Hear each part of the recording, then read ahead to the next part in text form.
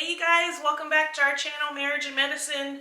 So this week we wanted to talk about death because I feel like that's something that they don't really talk about that much as far as how to cope with that and like how that affects just everything. Kind of affects your mental health in a way. It affects the rest of your shift. And so I felt like that was something that we could share and talk about, just like your experiences with that, and just try to give some advice on how to deal with that, because unfortunately that's something that is going to happen. It happens a little bit more depending on which specialties you're in. So just trying to navigate that and figure out the best way to cope with that. So unfortunately, death is inevitable. It's going to happen, and you're going to experience it, especially just in any field in medicine, mainly because, again, we all go through med school, and you are most likely going to be involved in somebody's death.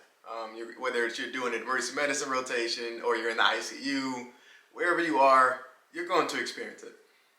It gets tough sometimes, mainly because, especially in my field, with emergency medicine, you go and see a sick patient, they die, and you're expected to just go directly to the next patient because you have to keep things moving. And so it can definitely be tough. And certain deaths are worse than others in terms of like how it affects you. You get some patients where you start to build a bond, like you have the opportunity to build a bond with them, you build a connection with them, and then something happens and they end up dying. Like, it hurts. That takes a little toll on you for sure. And also, of course, kids. If a kid dies on your watch, it's devastating. Mainly because, especially if you have kids yourself, like you see your kids in that kid, in a sense. And so it definitely can be very difficult to deal with those kind of situations. But it's inevitable. Depending on what specialty you're in, one thing that you have to have the ability to do is you have to be able to disconnect a little bit. And so when you're dealing with the patient, it has to just be the patient. It can't be like, oh, this person looks like my kid, or this person looks like my dad or my grandpa. Or you can't have those emotions going into it, mainly because it can cloud your judgment when you're dealing with a really sick patient. And so you have to make sure that you have that ability to do so. And one thing I found that was very helpful for me was, if I do have a sick patient that ends up dying, before seeing that next patient, take a break. No matter what, unless somebody else is dying and you need to get there, if the next person that you need to see is stable, take a break, go to the bathroom, go outside, go somewhere where you can just have a second to regroup before you go to that next person. Because what can happen is you go to that next person and that last case is still on your mind and you're still thinking about that. And so you may miss something. You may not even be listening to the patient that's talking because you're so focused and still thinking about that last case that you had. So it's very important that you make sure that you take a second, regroup. We had one situation where I was on a night shift and there was a very bad accident, and there was basically 4 kids that died, and then another kid that came in and ended up dying down the road. But it was a very bad accident. It was a kind of a traumatic experience altogether for everybody. And so with that, we kind of thankfully nobody else was sick, so we basically kind of took a pause. Like, everybody that was involved, nursing staff, doctors, the respiratory therapists, everybody basically met up in a room and we had a debrief where we had an opportunity to just kind of talk a little bit about what happened, express some of those feelings, express thankfulness for just everybody's participation in trying to help and do what they could. But sometimes that's needed just from a team standpoint, just to be able to regroup and make it through the rest of the shift, because those are very tough times. And I would imagine too, if you don't take that moment to have a break, that situation also probably can affect your mood too, because depending on how it played out and all the details, you might have, you told a family member something happened and they start blaming you for, why didn't you do whatever? And then that makes you feel angry because you tried to do everything you can. Or, it was a domestic situation and you're upset about, how that transpired to get the person in there, or just, there's all kinds of different things that could happen that can make you be upset or angry or depressed or whatever. And so if you don't have that second to kind of get through that and then go forward, I feel like you would definitely carry it into the next patient. You're like a little hostile, like, well, why'd you come in tonight? Like, so you came in here because your toe hurt? This person just died over here. What are you doing? Yeah. It's a thing, yeah. So it's like you kind of take it out on somebody that didn't even have anything to do with what just happened. That would for sure probably be needed. Yeah, for sure. It can be tough. And then, like Jasmine was kind of touching on, like, the family aspect. Talking to the family. Please make sure that you gather your emotions before you go and talk to family. Now, when you talk to family in these kind of situations, like, of course, it can be variable. You can get some family members who are just like so thankful for everything that you did and all the things that you tried.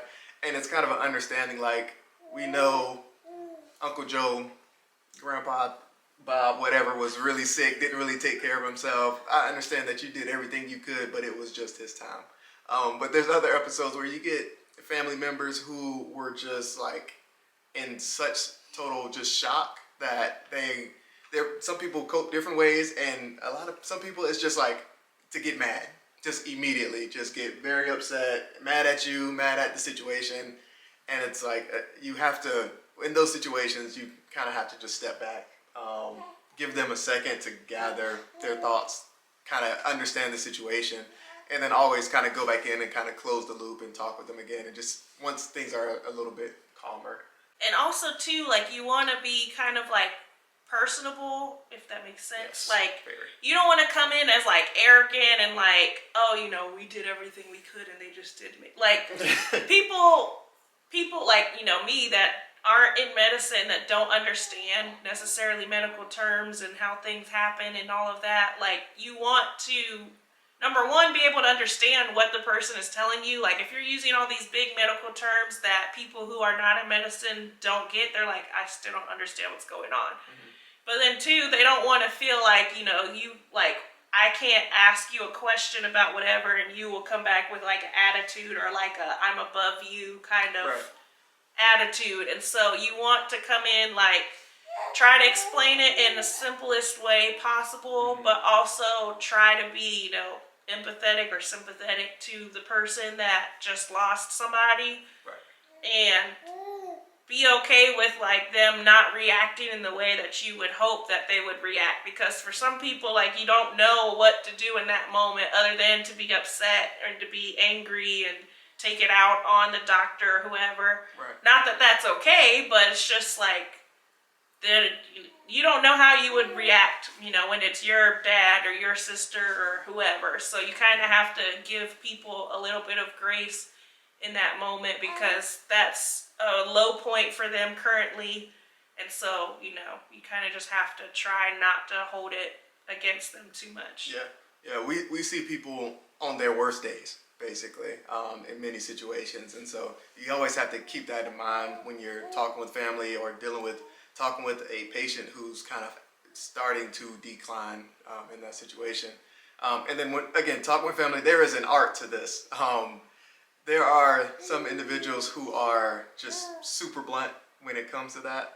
For example, I had a neurologist that somebody came in as a stroke, and they had a giant head bleed that was not going to get any better. Like, basically, they were going to end up going into a coma and passing away. And I walked in with him because he wanted to go and talk with the family, and I haven't met the family yet. And so he just comes in and he's just like, doesn't introduce himself, doesn't like ask people's names, doesn't read the room at all. And it's just like, yeah, he has a big bleed and he's probably going to die. It's like, what, sir? Come on, man. You got to do better than that. And so basically I had to do damage control from that. And clearly the family just was like angry. I mean, they were heated at that provider just because of the delivery. It took me a little bit. I had to, talk with them, calm things down, and explain things a little bit more. But sometimes it's all about your delivery, and that can change the way that a situation is perceived, especially in these kind of situations. So don't be that person, please. So something else I see a lot of people ask, like more so on the spouse or like significant other side of things, is like, oh, my husband or whoever just lost a patient, like, what do I do to help them? Or how do I help them with that? And it's kind of, there's not really like any one right way or one like clear answer, and there's not like a whole lot you can do. So I feel like really all you can do is try to be there for the person, like, and by be there I don't mean like, want to try to discuss everything with them, because they might not want to even talk about it. So it's like you kind of are just there, like physically, like you don't necessarily have to like ask questions and like, well, how'd this happen and why'd they do this and why, like, because that can probably do more damage than good. When they bring it up, of course, like acknowledge it, like, oh, I'm sorry that happened, blah, blah, blah. Like you can even ask, do you want to talk about it or whatever, or like, are you okay? Whatever, but you kind of have to read how the person responds. Like if they don't really share much back about it, then they probably don't want to talk about it. If they do share about it, then it might be okay to try to talk with them through it, but you kind of just have to be there to listen to the person, really, more so than trying to respond or trying to give advice. Just kind of, I feel like letting them talk kind of just gets it out to where they can be like, okay, like, I got it out, now I can try to move past it. Right. But then something else I try to do is like encourage them to do things that they like, or things that relieve stress for them. So like for TJ, that's like playing video games or working out or going to the range or something. Yeah. Whatever your person likes to do, or whatever they do to like relieve stress, try to encourage them to do that like after their shift. Because that, just having the time alone to do something they enjoy can kind of take their mind off of what just happened. And so, and too, a lot of times you don't get a whole lot of time to do those things, and so it's good if you give them that moment where it's like, oh, I can go off and do whatever, and I don't have to jump right into like being in family mode and helping with kids and doing this and that or whatever. Like having that time to just decompress for a little bit. Not saying they gotta like decompress for like 3-4 days. Yeah, it's a little excessive. But like just give them the time to like have a moment. It might take an hour, or it might take like, a few hours, but it's not permanent, it's just temporary. Those are really just kind of like the only things you really can do. You can't take the pain away, and you can't really get the images out of the person's head or anything like that. All you can just do is try to support them, try to be there to listen to them, try to encourage them to do things that, will take their mind off of it for the time being. And I mean, maybe even have them sleep afterwards. Like, I don't know if they can sleep. Right. That might even help as well, just getting more rest. So, or, if you want to do something nice for them, like make them a meal, or have a meal delivered to the hospital for them that they can eat there, or just whatever. Right. Something nice that just makes them feel good in a kind of a crappy situation. Right. Yeah. So, I mean, over time, these kind of things can take a toll on you. So, of course, if you're really struggling and you're having, whether it's like PTSD type symptoms or anything like that, please seek counseling. There's usually counseling that's associated with the hospital system that you're working with, or if you want to just seek out your own counselor or a psychiatrist, whatever it is, please talk to somebody if you're really dealing with those kind of things, because it's a big factor in burnout, especially in emergency medicine, because again, dealing with that, it just takes a toll on you over time.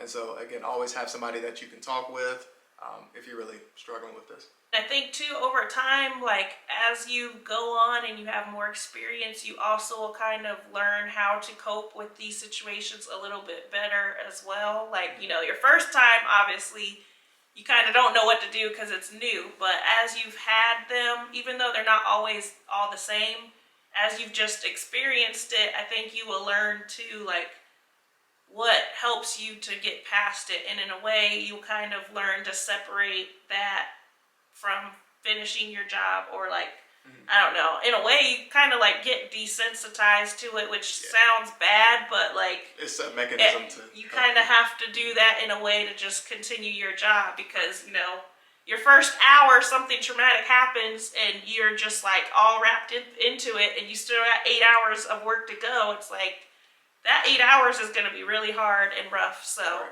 I feel like as the more it happens, unfortunately, the easier it gets to not let it affect you as deeply as it did the first time it happened. If that makes sense. No, It'll always hurt, but I think it just doesn't hurt as much. Yeah, and each case is different as well. But I mean, you have, it's part of the job, unfortunately, in some situations. You just have to have that ability to do that. So thank you guys for watching. Hopefully this helps someone out there who might be experiencing this, or if you haven't, and you know, eventually it's bound to happen. This will hopefully help you get through that time in your life. But don't forget to subscribe to our channel so you don't miss any future videos, and you can also follow us on Instagram at Marriage and Medicine, and we will see you in the next video.